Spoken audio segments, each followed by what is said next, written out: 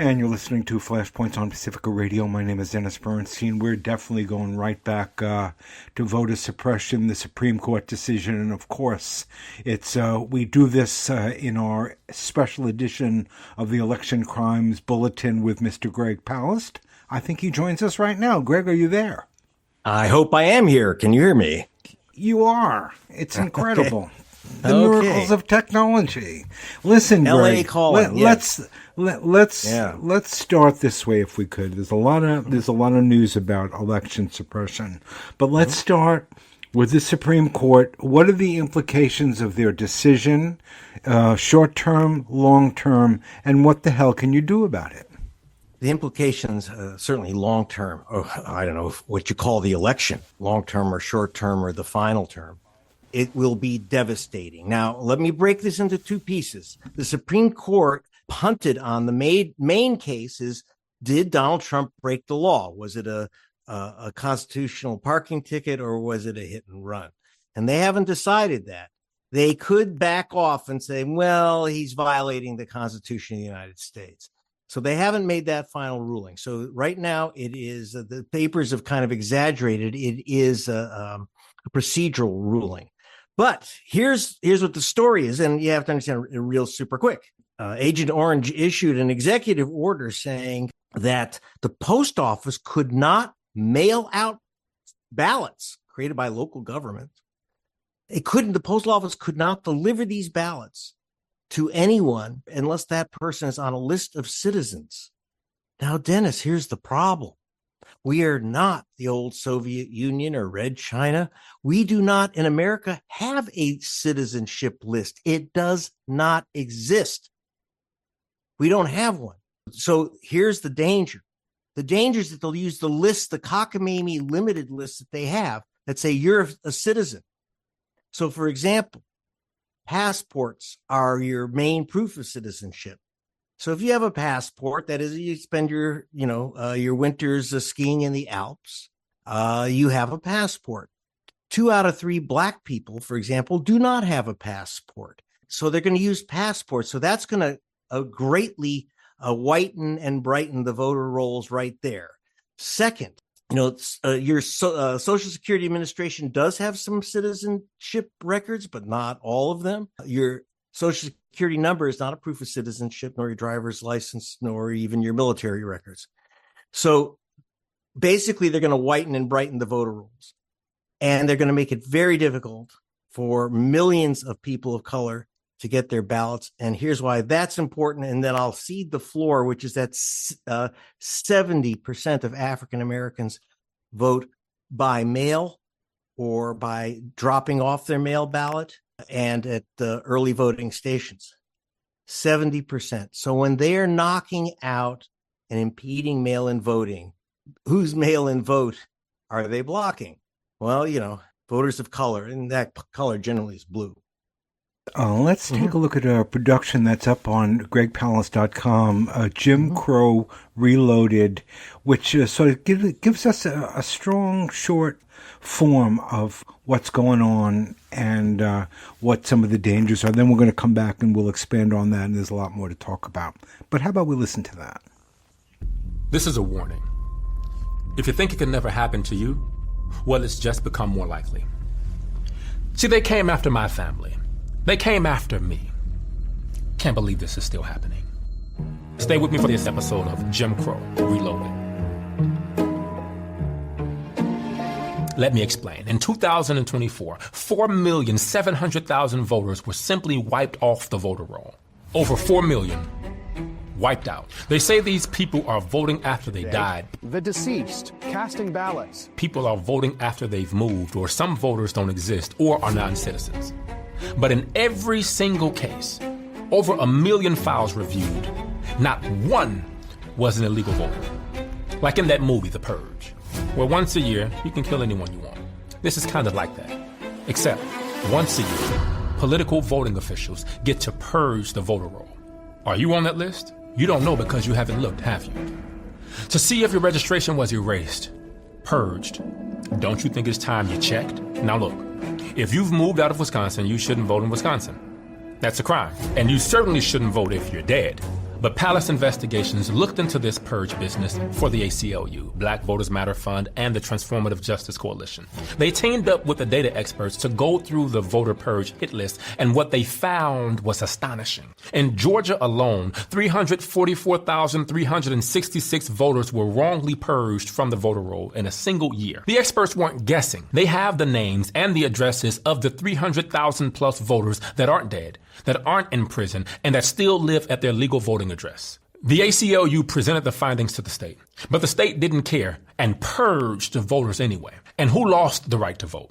Who was blocked? Here's one 92-year-old citizen who was ejected from the polling station into a storm. Has this ever happened to you before? Never. And it's horrible. She's been in this community back when they were doing sit-ins. She held civil rights meetings in her home. And today to come out and not be able to vote and no one can give you an explanation, like, it's extremely emotional and it bothers me. It bothers me to my core. Yes, Jesus, love me. Yes, Jesus, love me. This is Christine Jordan, and this is the house where voting officials say she doesn't live. In fact, she's been here for at least 50 years. The irony is that she is Martin Luther King Jr.'s cousin. And this is the house where she first learned to push for equal voting rights. And she swears she isn't dead. So it's like you were disappeared, like you were not even a person anymore. That's what I said. I was dead and gone, buried. But I'm still on top of the earth by the help of the master. The data experts determined that there are disproportionately large numbers of black and young voters on these purge lists. In Wisconsin, they mapped the location of every voter wrongly purged from the rolls. The map shows it's almost all poor black voters in Milwaukee and students at the University of Wisconsin at Madison. And again, every single one of the voters we mapped, everyone was innocent. This student's story is typical. Apparently I got taken off and I did not know about that. Here he is in his medicine apartment, but they canceled his registration because they said he didn't live there. I've been in Wisconsin for about 8 years now, and if I get taken off the voter rolls, it's just not fair. So how do they target these demographics for the big purge? I call it the postcard trick. First, in some states, politicians send you a postcard to ask you to confirm your address. Funny thing about that is, they already know who you are and where you live. But I will receive a parking ticket. I received my title for my car from the DMV that has my address on it. They know where I'm at. They know where to find me. It's not hard. And they sent postcards to students at historically black colleges during the summer break when they knew they wouldn't be there. And that's why a lot of election outcomes sound so suspicious. Because these racial vote suppression tactics block literally hundreds of thousands in a single state. You might be thinking, cheating people out of their voting registration has got to be against the law. It is. The National Voter Registration Act of 1993 was passed by Congress just to stop these vicious tactics. But right now, we don't have anyone in the Justice Department upholding this law. And that's why it's becoming increasingly more likely that the purge will come after you. Tell us a little bit more about the preparation for that, and talk a little bit more about the significance of what we just heard. Okay, so just so you know what this is part of, that's part of the Jim Crow Reloaded video series, and that was the voice, and you'll meet the handsome Edward Ward, who's brilliant and articulate. As you can see, he knows his stuff inside and out on voting and works with both the Palace Fund and Transformative Justice Coalition. So you want to catch those, the rest of that series. So go to saveyourvote.org, saveyourvote.org, and all these groups, these action groups and NAACP, et cetera, we're getting together so that we can fight, so that we don't lose another 4.7 million voters and get those people back on the voter rolls. By the way, the next episode is on citizenship. The next episode after that, already filmed, was on the blockade to mail-in voting. None of this is a shocker to us, Dennis.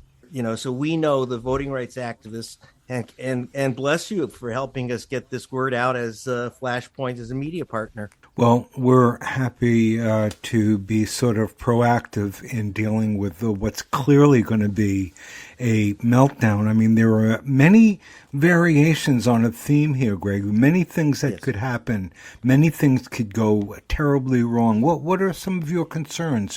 Where could this go? Complete chaos, because the post office has no idea how to handle an election issue on this type of deadline. Just programming those computers would normally take months. I don't care if you use Claude or Maud. So you're going to have complete chaos. People are not going to be getting their ballots, and they don't want them to, because the mail-in ballot has flipped from 50 years ago Republican to Democratic, because people of color have learned if you line up in Dayton, Ohio, you could be in that cold November wind outside for 5 to 6 hours. I was there when that happened, but you go down to Toledo, the white suburbs, and they walk in, they get hot chocolate. No line.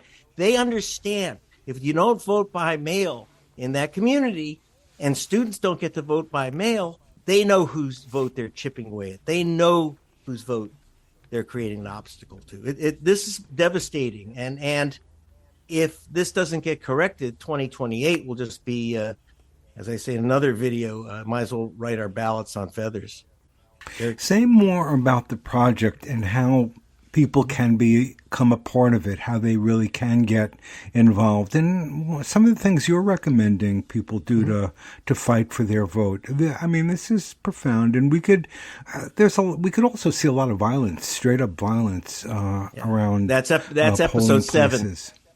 Yeah, episode 7, where we have the footage, for example, of these guys dressed up like RoboCops. They look like they're ICE agents, and they've had automatic weapons out because you have open carry in Arizona, and these guys are in Hispanic neighborhoods with their weapons and their ICE-looking uniforms, standing next to the drop boxes. And again, in these areas, drop boxes are not a minor convenience. In many cases, it's the only way they can vote. And you go on to these, and we've been working also with your other media partner with us at SaveYourVote.org is Indian Voices. We're very concerned that, for example, that they're taking away the voting stations, the Pasca Yaqui. If I may have that wrong, so please forgive me. They lost their voting station at the reservation. So you have to drive 100 miles round trip if you want to vote at a polling station. So they had to learn and organize mail-in voting. Now how are they going to get their cards? Are you telling me that every person in an American tribe can prove that they're an American? Yeah, when they want them to join the army, they're American. But when it comes to their voting, they're just Indians. And we still have to deal with this. And one of the ways we defeated Jim Crow in 2020 was a massive, massive increase in mail-in voting. And, Trump and gang saw that, and they said, well, we either win over these people with good policies and clear discussion, or we just take away their vote. And I think they decided to take away the vote was a little bit easier. I have to tell you, though, Greg, I'm really nervous about the decision that the Supreme Court made here is really the presentiment, is an indication of we're going down a dark hole. And there may be a place for people to resist, but aren't you concerned that there could be a lot of violence in the middle of all this? I mean, this is sort of a lit fuse. Yes, because once you whip up remember, the way that they commit vote fraud is by accusing you, the voters, of committing vote fraud. It's a simple turnaround. And so they get the MAGAs so whipped up that they're illegal voters. If you remember Pizzagate, then, Hillary Clinton was running this child sex ring out of a pizza parlor, and a guy shows up with an automatic weapon and starts shooting things up. Yeah, these things have consequences. And if you really believe an election is being stolen, that's why you had January 6th. And I got to tell you, in our operations, we've been undercover in these right-wing groups. They saw January 6th as a victory, and that it was just terrific rehearsal for what's next. I'm not making that up. They see it as a successful rehearsal for what could come if they don't get the outcome they want. Very concerned about the violence. Amazing. And I was just talking to Gerald Griggs, who's president of the NAACP of Atlanta, great trial attorney. He said, he's concerned that there's only so much that people will take. And he says there's brothers who are ready to mix it up too. I was talking to some of them. It's, don't discount race war. There's a split going on that has to be addressed. But so there's only so much we can do. We tell people on the violence side how to de-escalate, that there are groups we have flying squads of people who know how to de-escalate an armed situation. They don't carry arms. But can you imagine in Arizona, 50 flying squads round the clock to prevent violence? Welcome to the new American democracy. Greg, would you remind us how did you get involved in starting to count votes and notice that there were big things wrong with the system? Well, bad luck. I was actually a statistician. I had my degree, and I lectured at Cambridge, and also in economics. And so I had this technical math skills. And I was doing investigations, ended up as I was an investigator, basically of PI and big cases. And then I decided to get into journalism because no one seemed to be reporting this story except for Pacifica. And I said, certainly there's got to be someplace that'd be interested. And I went into exile, went to The Guardian, then to BBC Television, came back home after some bestsellers. But while working with The Guardian and BBC, I'm watching Black people come in front of our cameras at BBC, and we were the only station at the time that had Black people who weren't criminals.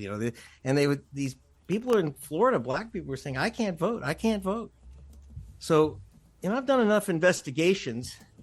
I was actually conspiracy expert for the Justice Department. So, I'm not a conspiracy nut. I'm a conspiracy expert official, and I said, it seems to me that there's a computer program eliminating Black people from the voter rolls. And sure enough, out of Catherine Harris's office in Florida, I got the 2 CDs with the breakdown on all these voters marked BLA Black. And that got me into thinking about, and as a statistician, I started calling others, instead of officials, I was calling statisticians in the voting offices around the state of Florida, and math guy to math guy, what's going on here? And they all said, we can't tell you, but they're knocking off Black people and they can't give us an explanation. As I started going through the process of voting in America, I found that there is this deep bleeding line that's this obstacle course that people of color have to cross to get to that ballot box. What we take for granted, they take for granted that they are going to be waiting 7 hours in the cold. So I started going into other things in Florida. The chance that your ballot will be disqualified on technical grounds, and I mean like a stray mark, you put an X instead of a circle or whatever, technical thing. The chance your ballot will be disqualified is 900% higher if you're Black than if you're white, because they're looking at your ballot and they're not looking at the white ballot in most cases. Okay, now they're getting more sophisticated. You heard the voice of a young man, a student in Madison, a Vietnamese American kid, but he's in Madison. They don't want students to vote. Women, they're going after women. A proof of citizenship. Okay, your birth certificate. 69 million women have a last name different than their birth certificate name. They know what they're doing.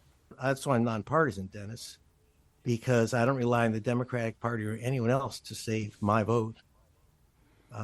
Because they were elected by the electorate as it is. So that's why I work with groups like Black Voters Matter and NAACP Push, et cetera, because we're not beholden to the parties. We can just be beholden to the voters. And the way you can join us is you go to saveyourvote.org. Save your vote, not mine. Saveyourvote.org. you have your choice. You can watch the movies, the 5-minute shorts as they come out. We have the Klan detector, so you can see how current laws are actually, and current accusations like black people vote twice, go back to old Klan tropes. And we give you the citations back to papers from 100 years ago and 200 years ago. We have DEF CON democracy, where go state by state to see what's the worst horror show in that state impeding the vote. And then we have a few other wonderful things, including signing up, so you can also get information about what the groups are doing action-wise, showings of some of our films, church actions, voter registration actions. And one of the big things we've worked on with Rainbow Push, re-registration. Millions of people lose their vote and don't know it. So we're going to tell people how to check their vote. We're going to tell people how you get it back. Mostly you just keep re-registering. So that's the big spiel, Dennis. And I'm glad you're with us because it's not partisan.